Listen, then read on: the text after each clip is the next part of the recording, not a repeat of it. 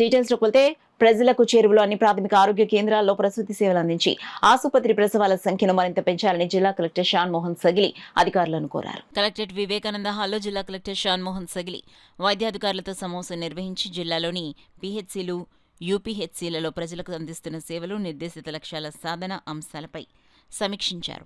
గత 6 మాసాల కాలంలో జిల్లాలోని 44 పీహెచ్సీలు, 23 యూపీహెచ్సీల్లో కేవలం 400 ప్రసవాలు నిర్వహించడం పట్ల అసంతృప్తి వ్యక్తం చేశారు. వచ్చిన ప్రతి ప్రసూతి కేసును ఏరియా, జిల్లా ఆసుపత్రులకు రిఫర్ చేయడం సరికాదని, సురక్షితమైన కేసులన్నింటినీ పీహెచ్సీ, సీహెచ్సీ స్థాయిలోనే నిర్వహించాలని సూచించారు.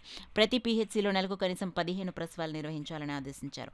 అలాగే పీహెచ్సీ వైద్యాధికారులు తమ కేంద్రం పరిధిలోని పాఠశాలలు, కళాశాలలో చదువుతున్న యుక్త వయసు బాలికలలో రక్తహీనతకు లోనైన వారిని గుర్తించి నివారణకు చర్యలు చేపట్టాలన్నారు.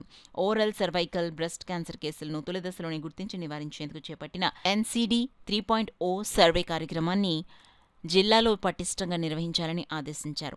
ఆయుష్మాన్ భారత్ పథకం క్రింద 70 ఏళ్లు దాటిన సీనియర్ సిటిజన్లకు కేంద్ర ప్రభుత్వం కల్పిస్తున్న 5 లక్షల వరకు ఉచిత ఆరోగ్య బీమా కొరకు జిల్లాలో అర్హులైన లబ్ధిదారులందరినీ నమోదు చేయాలన్నారు. జిల్లాలో మెరుగైన వైద్య పర్యవేక్షణ, పోషకాహార సేవలతో మాతా శిశు మరణాలు నివారించాలని జిల్లా కలెక్టర్ వైద్యాధికారులకు సూచించారు.